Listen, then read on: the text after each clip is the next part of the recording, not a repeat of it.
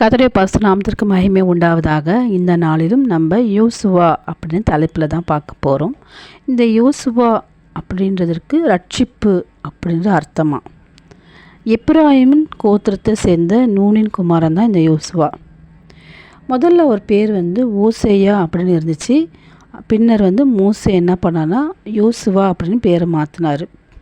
இவர் மோசையோட நம்பிக்கைக்குரிய உதவியாளராக இருந்தார்.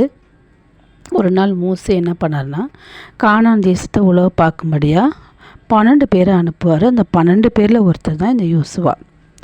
போனவங்களாம் என்ன பண்ணாங்கன்னா, மோசைக்கிட்ட நாங்கள் அங்கே ராட்சதர்களை பார்த்தோம், அங்கே பார்வைக்கு நாங்கள் வெட்டுக்கிளிகளை போல் இருக்கிறோம், கண்டிப்பாக நம்ம தேசத்தை சுதந்திரிக்க முடியாது அப்படின்ற மாதிரி மோசைக்கிட்ட சொல்லுவாங்க. ஆனால் யோசுவாவும் அவர் கூட போன காலேப் மட்டும்தான் நம்ம போய் அந்த இடத்த கானான் தேசத்தை எளிதாய் சீக்கிரத்தில் நம்ம என்ன பண்ணோம், சுதந்திரித்து கொள்ளும் அப்படின்னு சொல்லிட்டு மோசேக்கு நம்பிக்கை கொடுத்தாங்க. மோசேக்கு பின் இஸ்ரவேல் ஜனங்களை வழிநடத்தும்படியாக தேவன் என்ன பண்ணார், யோசுவா ஏற்படுத்தினார். அவர் மரணம் அடைஞ்சதுக்கப்புறமா தேவனுடைய கட்டளையின்படி இஸ்ரவேலின் தலைவராக யோசுவா நியமிக்கப்பட்டார். அது மட்டும் இல்லை, யோர்தான் ஆற்றங்கரையை கடந்து ஜனங்களை கானான் தேசத்துக்குள்ளே அழைத்து கொண்டு போனவர் தான் இந்த யோசுவா. அது மட்டும் இல்லை, எரிகோ நகரத்தை வென்று பல போர்களில் என்ன பண்ணார், இஸ்ரவேல் ஜனங்களை யோசுவா வழி நடத்தினார். கானான் தேசத்தை என்ன பண்ணார்னா, இஸ்ரவேல் ஜனங்களுக்கு நூலிட்டு பங்கிட்டு கொடுத்தவர் இந்த யோசுவா. அது மட்டும் இல்லை, எமோரியருக்கும் இஸ்ரவேல் ஜனங்களுக்கும் யுத்தம் நடந்தபோது அவர் தேவனை நோக்கி என்ன பண்ணார்னா, இந்த இஸ்ரவேலின் கண்களுக்கு முன்னாடி சூரியனை நீ கிபியோன் மேலும் சந்திரனை நீ ஆயிலோன் பள்ளத்தாக்கின் மேலும் தரித்து நில்லுங்கள் அப்படின்னு அவர் சொன்ன மாத்திரத்தில் அந்த சூரியனும் சந்திரனும் ஒரு பகல் முழுவதும் நடுவானத்தில் அப்படியே நின்றுச்சு.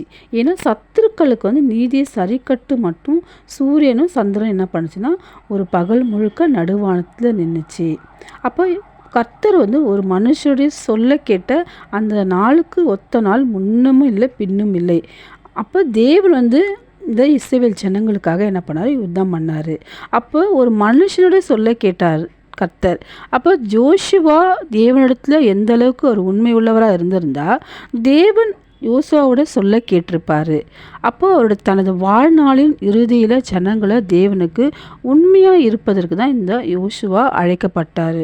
இவருடைய குணாதிசயங்கள் உறுதியான விசுவாசம் உள்ளவராக காணப்பட்டார்.